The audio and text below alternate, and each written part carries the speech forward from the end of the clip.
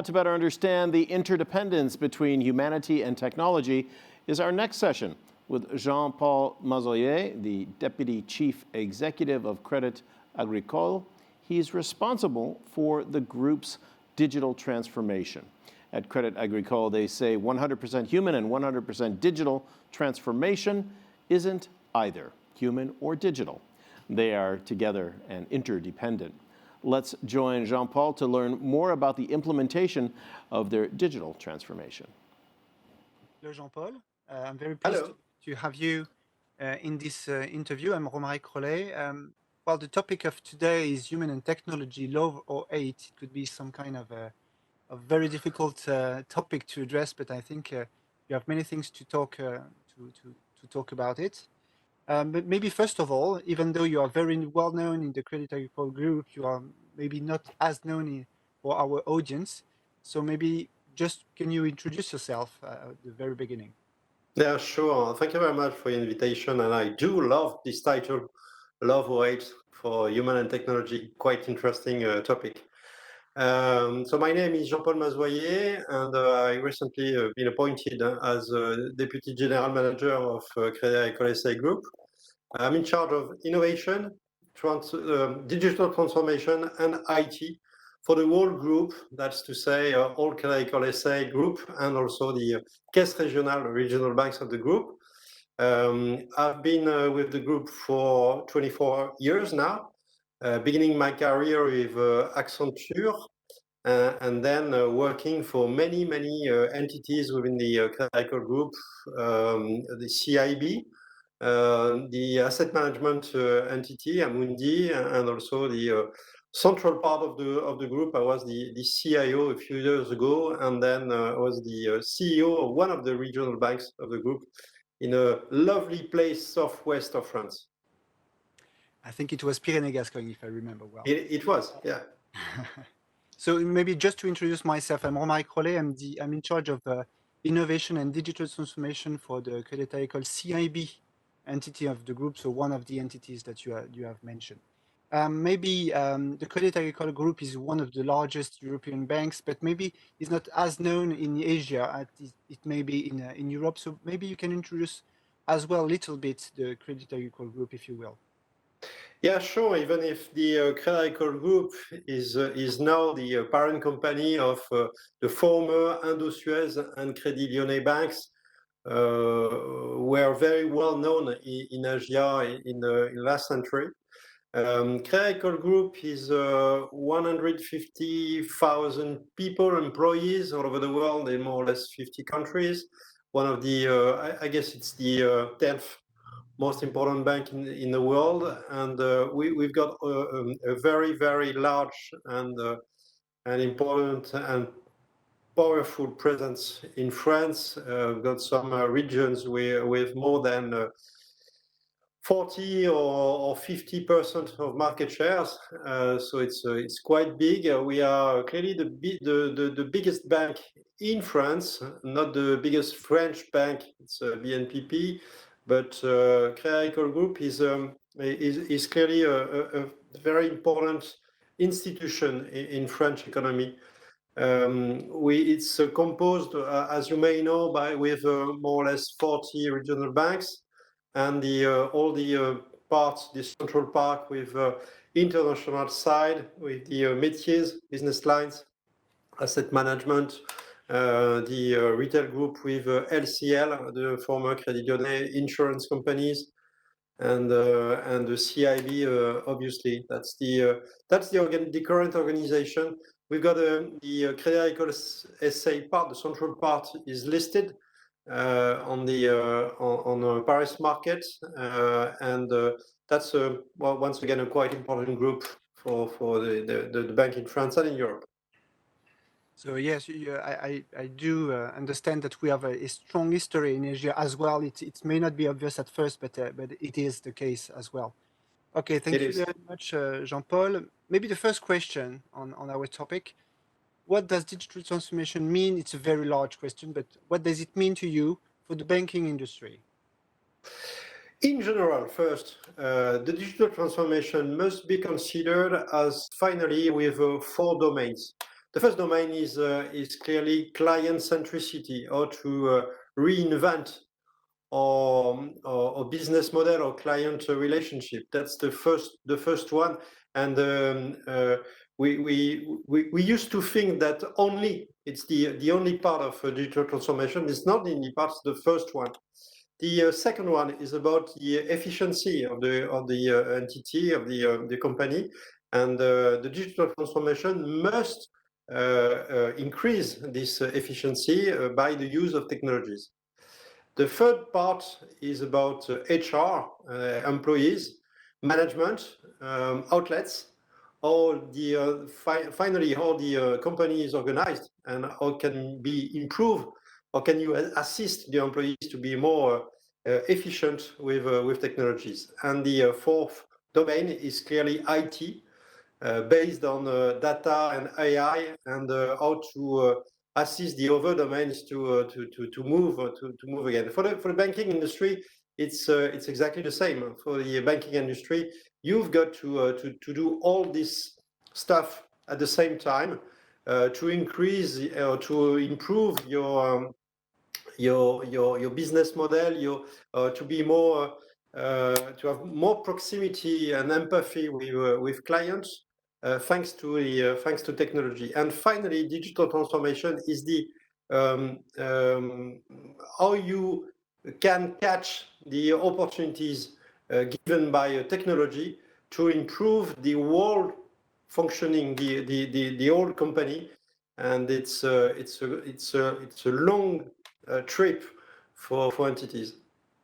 So what I understand is at the first overview of digital transformation might be around technologies, but what you say basically is that, if I understand it well, is that technology is a mean to more appropriately serve our clients, to be more efficient, to improve the way our employees act during their daily life in the company. And IT is as well a mean for that, if I understand it well. Is a mean, and you must consider it as not as a constraint, but as an opportunity to imagine another way to interact with clients, or another way to function, to be more efficient. And for the banking industry, as many people were predicting many years ago, the death of banks, and obviously this has not happened. And as we are in this sanitary crisis, the importance of banks, traditional banks, banks with balance sheets, finally is we see that these traditional banks are finally quite useful. So it is important for us to imagine the way that we will function, that we will interact with clients in the coming years, in the near future. And obviously, this will be a combination between human and technology.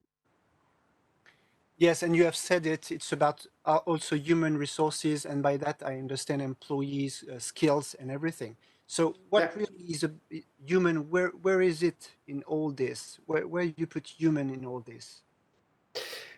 The gambit, as we say in chess, is that technology will replace the low value tasks, and that the human resource will be focused on client interaction and to serve the better way possible to serve clients and a better client relationship.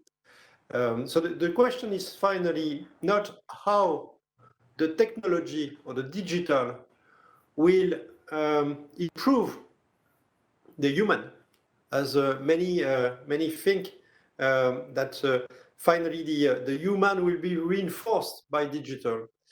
I do think that the most complex way is finally the reverse side. That's to say, the digital must be reinforced by human. And that's to say that we must be best in class in terms of digital transformation, of digital processes, on the way to digitally interact with clients, but also we must add to that, we must add a human responsibility and the interaction, the human interaction with clients. And this combination between human and technology is quite difficult to achieve, obviously, but it's our challenge as we are recognized by people, by clients, as a very, very human bank. That's to say that the people working for us are very many empathy with clients, are in proximity with clients. We must add to that. We must add the digital processes, and then once again, to be more efficient, we must improve these digital processes by the human responsibility. So I'm happy to hear that we will not replace human by digital and robots. So it's good to understand. And if I understand you well, you are really talking about augmented humanity or something like that, really empowering humans with technologies so that they are more efficient and closer to our clients, if I understand you well. And empowering the digital by human responsibility also. Yes. Okay. So yeah, you have an overview of the Credit Agricole Group in terms of technology, digital transformation. So maybe can you give us your best achievements? What has been achieved yet at the Credit Agricole Group level, and maybe furthermore some remaining challenges that have to be accomplished. We can say that at the end of this year, 2020, Credit Agricole Group is finally, and it's not cynical on my side, but Credit Agricole Group is reinforced by this sanitary crisis, because we proved during this period of time our proximity and our strong relationship with clients based on the presence of our employees everywhere in the French regions, and everywhere we have activities. And finally, we are at the right place, the closest to concerns, to issues, to take care of clients anywhere they are. So it's quite important to see that during this period of time, Crédit Agricole has been reinforced by, and thanks to his huge and powerful presence in the territories. What we must add to that is clearly the development of the digital use and the digital processes. And in this domain, Crédit Agricole is not, I must say that clearly, Crédit Agricole is not best in class. And we've got many domains to improve on our processes, on our apps. We've got many things to build on our IT systems. Our systems are not designed, or IT systems at this stage, not designed to be agile or to be at the edge to assist the digital transformation of our entities. Or IT systems were designed on mainframes, on batch, and we must invest in data layers. We must invest in AI tools to be more agile, yeah, and at the same time more secure, more resilient. And we've got many things to do, to invest, to improve the capacity of our systems to support this digital transformation. So many things to do at the same time, to have this in mind, how we can complete this digital transformation, and also at the same time how we must transform the IT systems of the whole group. So it's as you may know, the IT annual spending of the group is more or less 4 billion euros. We must improve the value that we can have in facing this IT spending, and many things to do. But people working, more or less, we've got something like 8,000 IT guys in the group, and at the same time we've got more or less 10,000 people coming from our subcontractors, and this workforce is very competent and motivated, and we must rely on them, and we have all the capacities, the competencies to have this journey of digital transformation and IT transformation. Yeah, I totally understand you. I do agree with you in terms of skills, competencies of all the employees. I think we have many things that can be done thanks to the competencies and the skills that we see. Even though the path is not totally clear and we have things to do, I think we have all that is needed to move forward. And maybe at what point in the future we will reveal ourselves as maybe a tech company as well. That could be a good way to go. I don't know if it's your ambition, but that could be a good way to go. Clearly, you're right. We must be seen as a tech company, and as we are a bank, we are the tech company. We are the tech company. We are a tech company. We are also a platform company, and that's quite important for us to have that in mind and to be sure of our strengths to address these issues, and this, even if it's quite big for us, as I mentioned, the key figures for the IT of the group. We clearly have many strengths, and we can rely on that to achieve this journey. And as I used to say, the journey of the digital transformation is more important than the target. Because as you are on a regular path, there are many opportunities with new technologies to improve and improve again for the group. Okay, thank you. Maybe in terms of partnerships, how do you see partnerships with maybe fintech startups? How do you see that for this journey? As well, would it be something mandatory? Would it be what would be the value added of partnerships? How the Village Baissa, which is probably a very good thing, part of the group, how does it work in this partnership environment? That's a very good question. Partnerships are mandatory for us. It's quite impossible for us to do all we need to do by ourselves, alone, and we must rely on partners. There are two types of partners.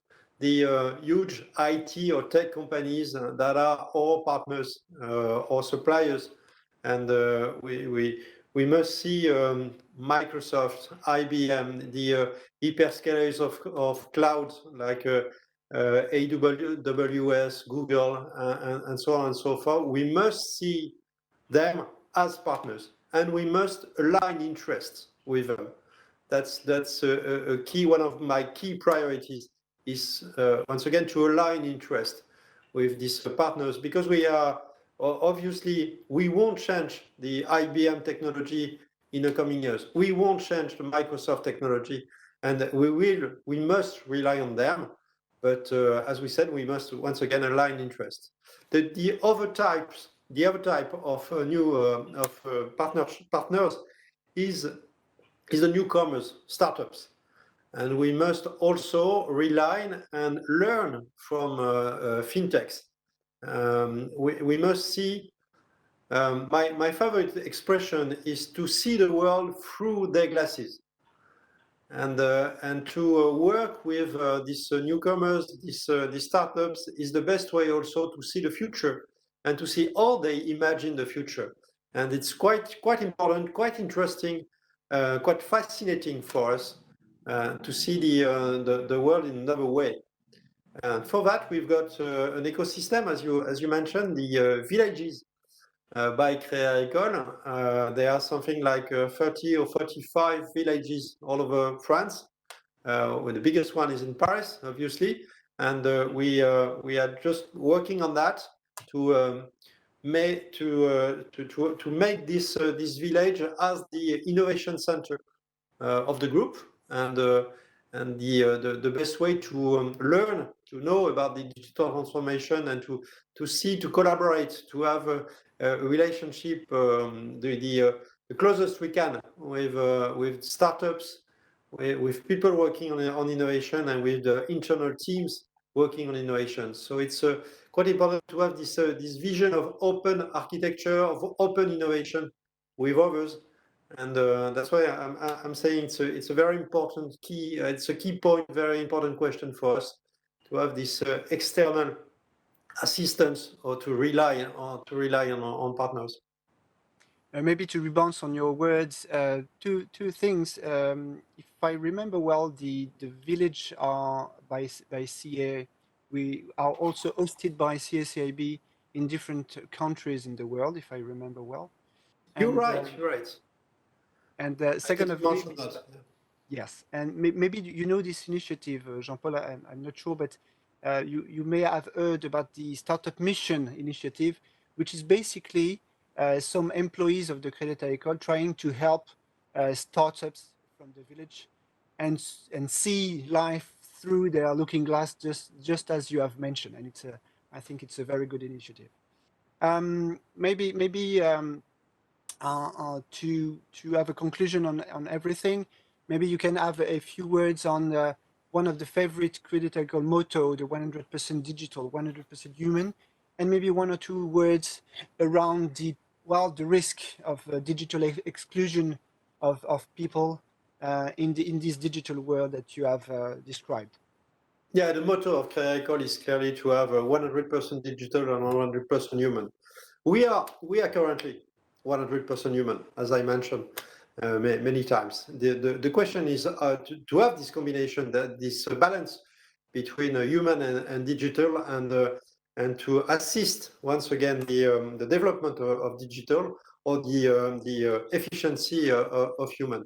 We've got many things to do, many projects to launch, many investments to make, and that's clearly a fascinating challenge for IT guys, for people. And as I mentioned, I'm very excited to drive this transformation, and to be at this edge of the transformation of the group. Quite interesting period of time, especially with this new way to imagine the collaboration with a remote working for employees, with many the monetary use of digital tools.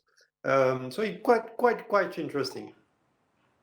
Well, thank you, Jean-Paul, for this interview. It was really interesting to have your words in terms of ambitions and strategy. And I'm pretty sure that our audience will be very interested by it as well. Thank you very much. Thank you very much, Romaric. It was a pleasure. It is certainly becoming more difficult to draw the line between where humanity ends and technology takes over, especially during this time of rapid transformation.